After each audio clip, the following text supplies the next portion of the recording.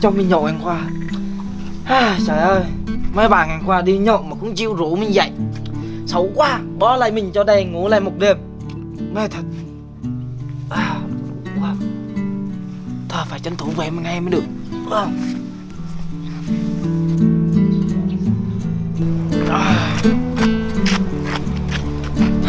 Nhức đau thật.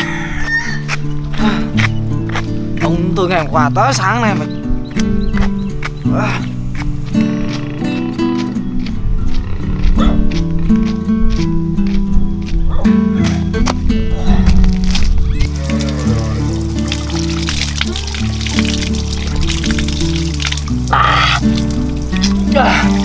Wow, ông đều nhiều quá này khát nước.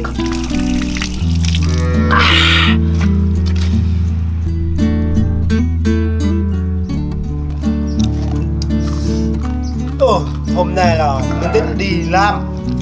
Nói là tính chạy qua đây tính đi làm nhưng mà ai gặp rượu là mình không muốn đi làm nữa. Uống rượu thôi, không có rượu mà sao được. Đó, công việc của mình thôi mà. Mình tính đi làm rồi, này cầm cuốc rồi mà. Thấy không, cái cuốc bỏ này à. Thấy rượu là thôi. Kìa không có cái này làm sao được, phải có cái này chứ. Đó, hôm nay có làm gì không? Không có chứ, để việc để làm luôn á. Mà sao không đi làm? Sao không Thèm đi rượu làm? quá mà làm không nổi.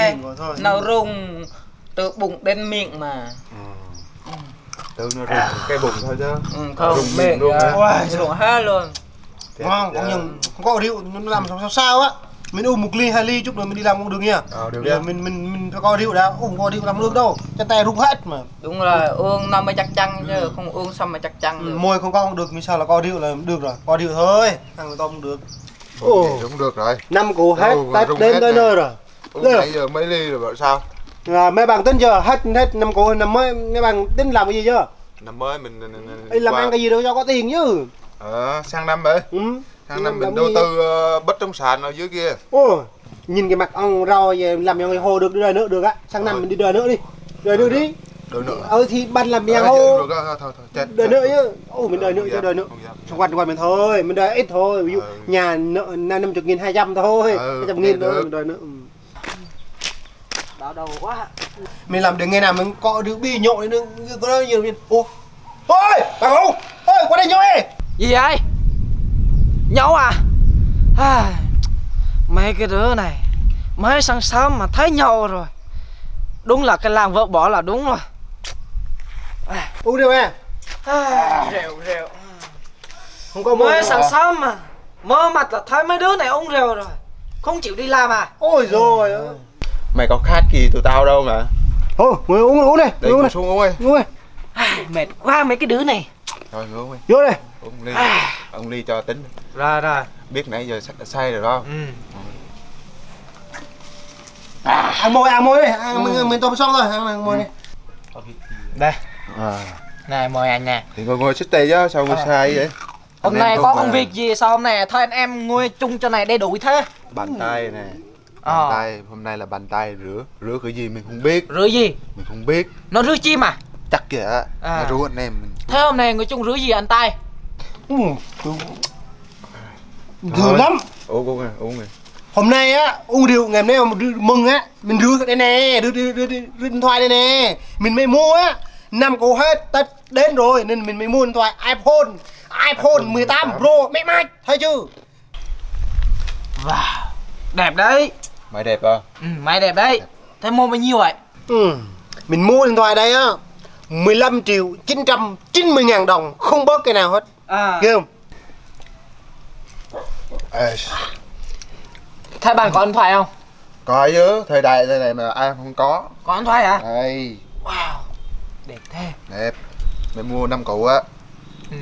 Thế cho mình xin số điện thoại đi, mai mốt đòi nợ rồi. Ok. Để tôi sẽ gọi cho. Rồi. Có số đọc số đi. Thuộc số không đọc rồi. Đọc thuộc chưa? Mở ra. 0356 Rồi. 8123. Rồi. Ok. Nhớ nha. Ok. Rồi. Biết tay mình không? Biết chứ. Tay mình là siêu nha. Ok. Rồi, coi bộ siêu cũng được, còn mình là siêu. Rồi. Đây, mình cũng có điện thoại. Thôi cho mình xin số đi. Mai mốt nhậu nhẹt gì rồi gọi nhau. Thôi, điện thoại mình hư rồi. Mình nhúc rồi, không có điện thoại nữa. Ôi, Thế đại bây giờ rồi mà không có điện thoại, không có yêu, không có vợ đâu. Giống như mình nè, mình mua xong ngày mai mà có vợ liền à. Mày á, mày không làm ra tiền á, mày về mày xin tiền bà mày á. Còn giống như tao á, máy tao hư á, cái gì tao hư á, ông bà già tao lo hết.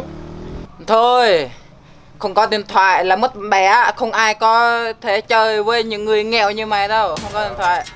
Trời ơi, sao ba lại nói vậy? Có một cái điện thoại thôi, nói chuyện gì mà to tát thế? Để xem, đây ngày mai tao mua cho. Hơ. Tao bay khinh thường tao đúng không? Tao nhớ mà, Ơi. tao bay. Mai mốt, ngày mai á, tao sẽ mua cho iPhone 19 Pro Max nha. Nhớ nhá, 19 Pro Max đấy. Khinh thường tao. Cái thằng này nó là iPhone 19 có rồi hả? Đâu được có. Hôm nay mình chọc nó thôi, mình iPhone 18 nhưng mà mới ra iPhone 14 Pro Max ra. À. Cái này khủng đỉnh. Khủng Đỉnh, thế muốn chọc ta. nhậu đi. Đỉnh. Thôi, nhỏ đấy. Thằng này khủng quá. Nó say từ sáng rồi mà nói mình uống Đúng rồi, sớm đúng không? Sang rồi. Uống trước mình Ui. mà.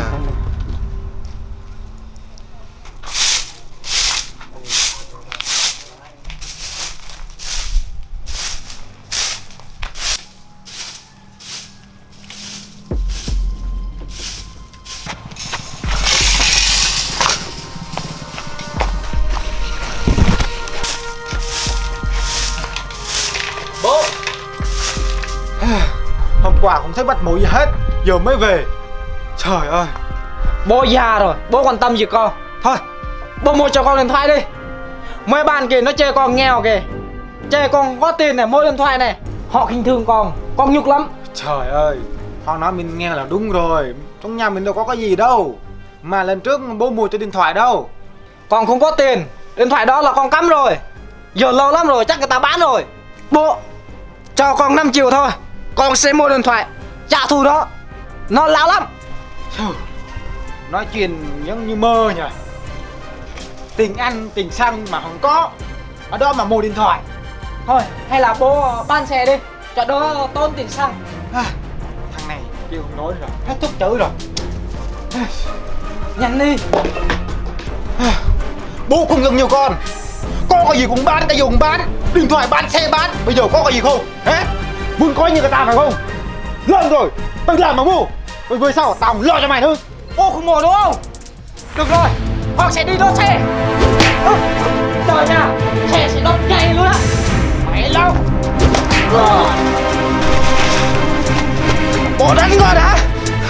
Được rồi, bước vô, con đánh cho đây. Vô. Tao dạy mày bố, mày là đánh cho tao hả?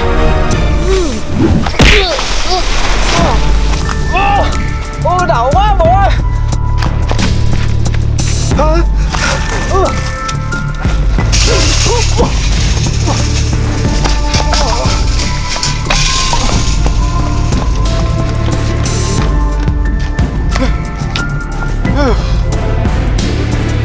Suốt ngày không liên lạc.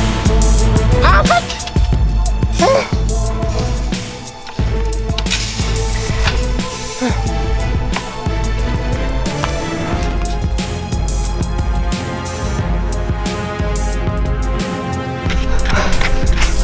Ôi.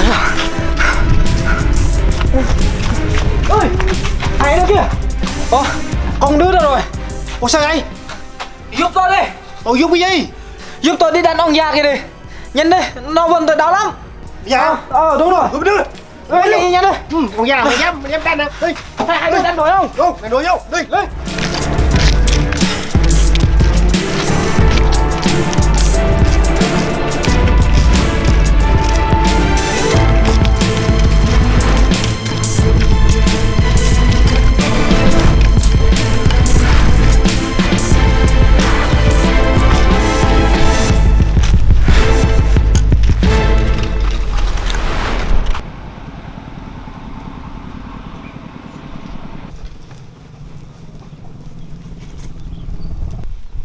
Bố, sao bữa nay không thấy ăn gì hết vậy? Nghe nói ai pha làng pha xòm lắm. Mày hỏi cái anh trai mà làm gì? Mà biết chưa, nó xong trong làng này chưa? Ai cũng nói hết. Nghe chưa nói nữa rồi. Sau này mày đừng có theo cái anh trai mày nha. Mệt mỏi quá.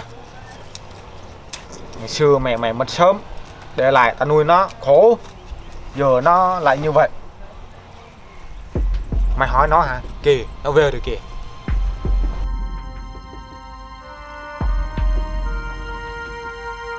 Đó, nhà thôi gì đâu, con nó đây. Đó, ở nhà đó. Thấy chưa, lần này mày ta xóa mày rồi.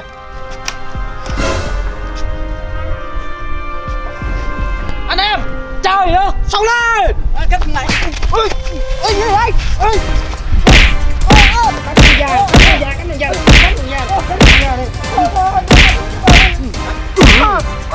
Anh ơi, sao lại đánh em anh ơi? Tao cho em biết anh ơi. Bộ mày điên à? Tự nhiên kêu tụi tao đi quýnh bố của mày. Mày sinh ra mày chết sớm ấy. Bố mày nuôi mày từ nhỏ tới lớn luôn ấy. Mày chỉ biết cảm ơn, báo đáp, mà mày cứ xin tiền, mua xe, mua điện thoại. Mày còn thấy bố mày già rồi à? Thanh niên, trai tráng, sức khỏe, tự làm tự ăn đi chứ.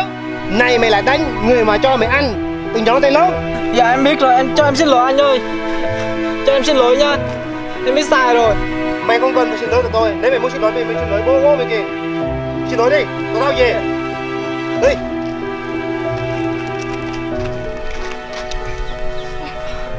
Bố ơi, cho con xin lỗi nha. Từ này về sau con sẽ cố gắng làm ăn. Bố tha lỗi cho con nha bố.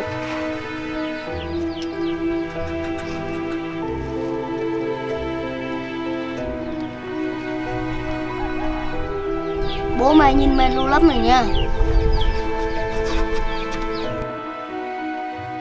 Đây là số tiền mà bố đã dành dụm sợ đau ốm. Thôi, con cứ lấy đi, mua được máy gì thì mua. Chứ bây giờ bố cũng hết tiền rồi. Mong rằng sau này con sẽ siêng năng làm hơn, thay đổi hơn. Năm mới rồi, sắp Tết rồi, cố gắng sống tốt đi con.